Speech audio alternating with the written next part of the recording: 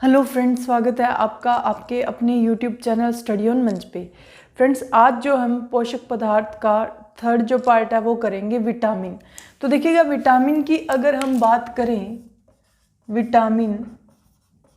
Vitamin शब्द का प्रयोग सबसे पहले एक वैज्ञानिक था जिसका नाम क्या था, फंक, उसने किया था। आपसे पूछा जाए विटामिन की मतलब विटामिन शब्द का प्रयोग सबसे पहले किसने किया, तो उस वैज्ञानिक का नाम क्या था, फंक था। उसने विटामिन शब्द का सबसे पहले प्रयोग किया था। अब यहाँ पे देखिएगा कि विटामिन उपयोग के आधार पर दो प्रकार के होते हैं। उपयोग के आधार पर विटामिन दो प्रकार के होते हैं। सबसे पहला जो होता है वो होता है जल में घुलनशील। किसमें? जल में घुलनशील। यानी इंग्लिश में बात करें तो आप इसे लिख सकते हो सोलेबल इन वाटर, यानी जो किसमें घुल जाते हैं, जल में।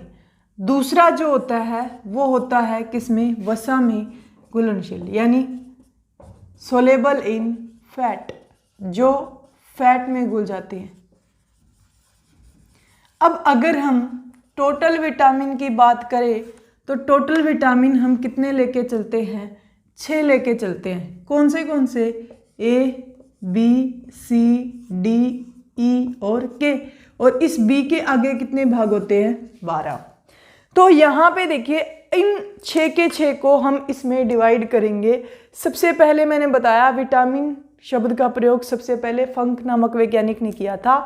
उपयोग के आधार पर विटामिन दो प्रकार के होते हैं। सबसे फर्स्ट होता है जल में घुलनशील और दूसरा होता है वसा में घुलनशील, यानी सोलेबल इन वाटर और सोलेबल इन फैट। उसके बाद में विटामिन टोटल जो होते हैं वो 6 होते हैं, ए, बी, सी, डी, ई और के। बहुत अच्छे तरीके से आपको ट्रिक से याद करवाया जाएगा, ठीक है। तो यहाँ पे देखिएगा विटामिन बी के आगे कितने भाग होते हैं, 12। अब यहाँ पे एक चीज देखिएगा कि अगर आपसे ये पूछा जाए कि इनमें से ये बताए कि कौन सा विटामिन जल में घुलनशील है और कौन सा विटामिन वसा में घुलनशील है, क्वेश्चन भी एचएसएससी इसी तरीके से ही पुट करती है। तो यहाँ पे देखिएगा जल में घुलनशील विटामिन जो होते हैं वो होते हैं बी और सी, यानी बी सी, याद रख सकते हो। वसा में घुलनशील ए, डी, ई और के। मतलब आप इसको उल्टा पढ़ोगे तो ये बनेगा कीड़ा, यानी जल में घुलनशील विटामिन होते हैं बी और सी, और इसको उल्टा पढ़ोगे तो ये बनेगा कीड़ा, के, ई, डी, ए। तो वसा में फैट में घुलनशील जो होते हैं, फैट में सोलेबल जो होते हैं, वो इनमें से आप नाम बता दोगे। अगर वो विटामिन बी के किसी भी पार्ट का देता है, B1, B2, B3, वो भी किस में सोलेबल होगा, वाटर में सोलेबल होगा। इस बात का आप विशेष रूप से ध्यान में रखेंगे। क्लियर है इतनी बातें? उसके बाद चलिए नेक्स्ट पोर्शन पे चलते हैं। अब जो मेन चीज आती है वो क्या आती है कि विटामिन के केमिकल नेम क्या है और उनकी कमी से होने वाले रोग क्या है।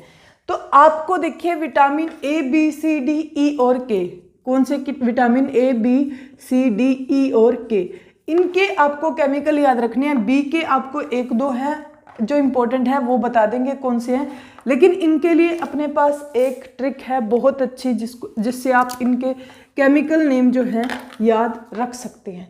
कौन से देखिएगा, हम लिखते हैं रथ एक टॉफी है। एक छोटी सी ट्रिक है जिसका नाम है रथ एक टॉफी है। देखिए, रै से आप बना सकते हैं रेटिनॉल। तो मतलब विटामिन ए का, इसके ऊपर मैंने नंबरिंग कर दी कि ये किसका किसका केमिकल नेम है, यानी रै से बना रेटिनॉल, ये विटामिन ए का केमिकल नेम है। थ से बना अपना थायमिन, ये विटामिन बी का केमिकल नेम है। ए से बना अपना एस्कोर्बिक अम्ल, ये किसका केमिकल नेम है, सी का। और ये बना कैल्सीफेरोल, ये विटामिन डी का केमिकल नेम है। ये बना टोकोफेरोल, ये किसका केमिकल नेम है, ई का। और फिर ये बना फिलोक्विनान। समझ में आया आपको? तो ये चीजें आपको माइंड में रखनी है, ठीक है। केमिकल नेम आपसे बहुत इंपॉर्टेंट है और पेपर में पूछे भी जाएंगे। विटामिन ए का रेटिनॉल, थ से थायमिन, ए से एस्कोर्बिक अम्ल, डी से कैल्सीफेरोल, डी का, और टोकोफेरोल और फिलोक्विनान। अब यहाँ पे देखिए विटामिन ए की कमी से अगर रोग पूछा जाए तो रै से हो जाता है रतौंधी, यानी रात को दिखना बंद हो जाता है, रात को दिखना बंद हो जाता है, ठीक है, नाइट ब्लाइंडनेस। इसकी कमी से, थायमिन की कमी से या विटामिन बी की कमी से रोग हो जाता है बेरी बेरी, क्लियर है। और एस्कॉर्बिक अम्ल की कमी से रोग हो जाता है सकरवी। और ई यानी डी की अगर हम बात करें, विटामिन डी की सबसे पहले, विटामिन डी कैल्सीफेरोल की कमी से जो रोग हो जाता है वो हो जाता है रिकेटस, ठीक है, विटामिन डी की कमी से। और टोकोफेरोल, इसकी कमी से रोग हो जाता है बांझपन। और फिलोक्विनान, इसकी कमी से रोग हो जाता है रक्त का थक्का न जमना, रक्त का थक्का न जमना। देखिए रक्त का थक्का न जमना एक रोग है, रक्त का थक्का न जमना एक रोग है। इस रोग को कॉमन लैंग्वेज में, डॉक्टर की लैंग्वेज में बोला जाता है हीमोफीलिया। ये क्वेश्चन भी बहुत बार एग्जाम में आता है कि रक्त का थक्का न जमना एक रोग है, इसे क्या कहा जाता है, तो इसका सही आंसर जो आएगा वो आएगा हीमोफीलिया। इंग्लिश में भी इसे हीमोफीलिया के नाम से ही जाना जाता है, क्लियर है। अब ये होता क्या है, ब्लड क्लॉट, जिसको इंग्लिश में आप बोलते हो रक्त का थक्का न जमना, ब्लड क्लॉट होता है। देखिए किसी भी इंसान को अगर चोट लगती है तो उसका खून जो है वो जमता नहीं है, बहता रहता है, ठीक है।